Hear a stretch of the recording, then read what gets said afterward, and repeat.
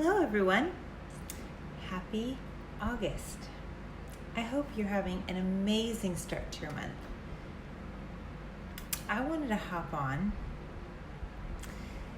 and share with you guys something that I think if you'll really listen, like if you're watching this and maybe you have kids in the background, or let's say you're at work, I'm going to ask that you just pause and get to a space where you can really listen.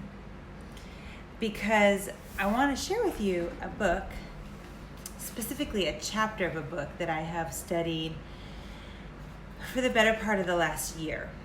And the book is called Hidden Power. And it looks like this. And if you're like me, you might look at that and go, the hell? Hidden power? But a woman that I take coaching from, Melissa Pepping, she's written the Chemical Free book. She's the woman who created, the makeup. And so anyway, she has this book. And I thought, all right, I'll listen. And in there's different chapters. Now, this book is, I should have looked this up before I hopped on. It's by Thomas Troward, and it was written in 1902.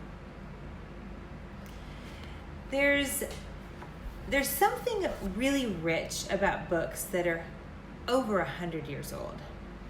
I read my Bible, I read this book, and I read another book called Think and Grow Rich. And if you've never read that book, don't let the title fool you on thinking that it's all about getting rich with money. It's rich in life. It's rich in how you feel. There's so much more to that word, rich. And so as I study scripture and I study this and I study that book, it reminds me that these timeless words really ring true for our current life. So let me read you just a little portion of my favorite chapter called Touching Lightly. This chapter I started reading last August, and I've jumped around to different chapters. But this chapter, this nugget is everything.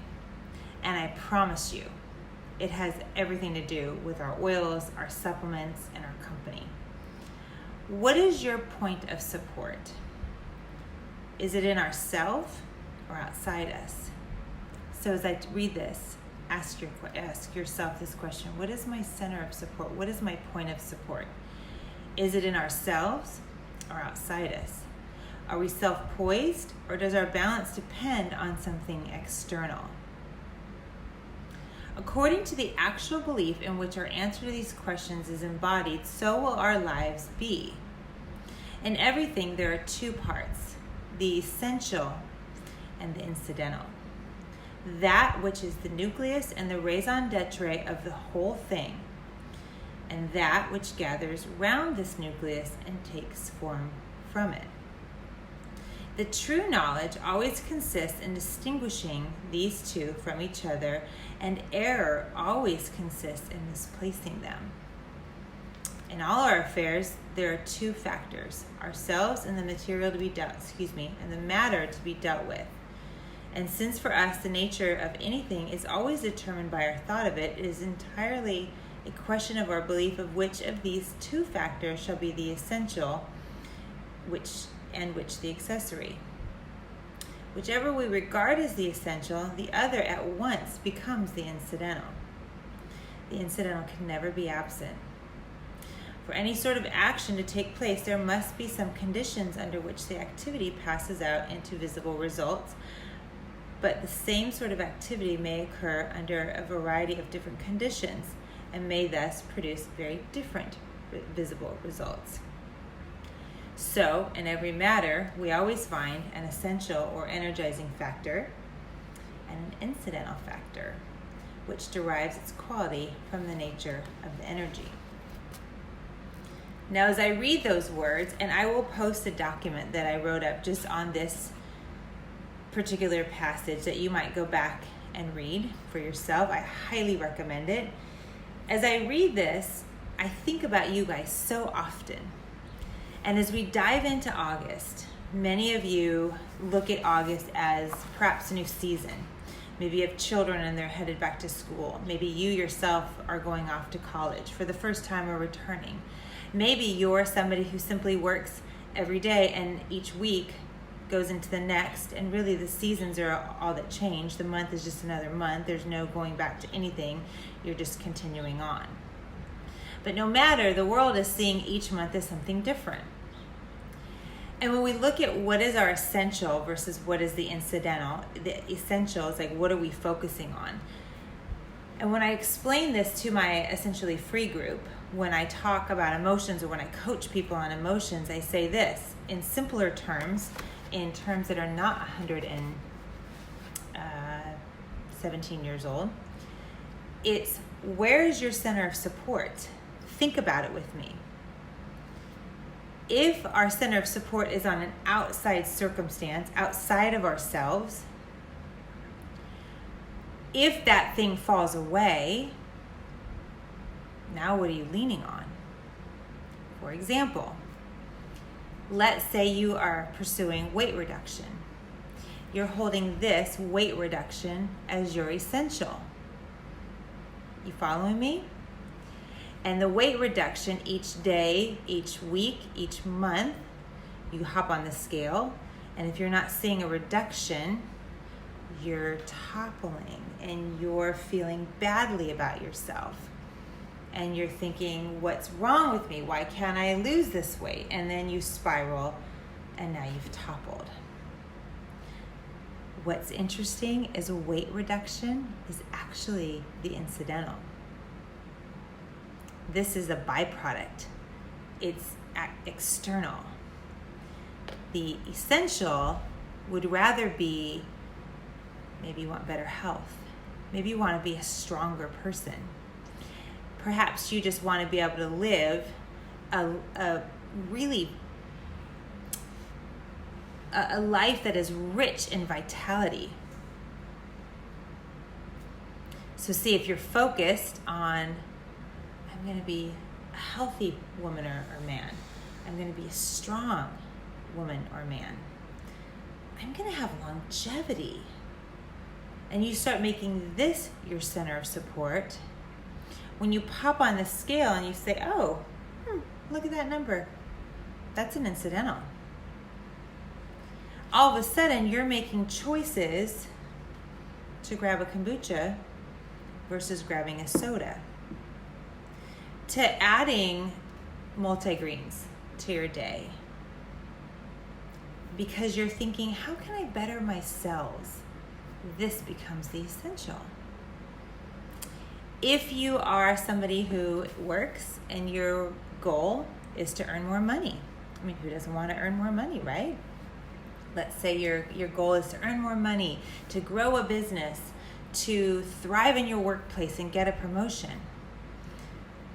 We're making these the essential. Earn more money, get a promotion, grow your business. It becomes, you make it the essential. And yet, what if your boss promotes someone else? What if your business has a slow month? See, what happens is we topple and fall because we're leaning on the wrong thing.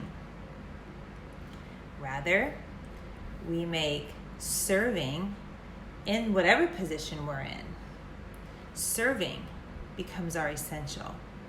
And so everything else that we do revolves around serving. How can I better my community? How can I make an impact where I am? How can I increase the people around me?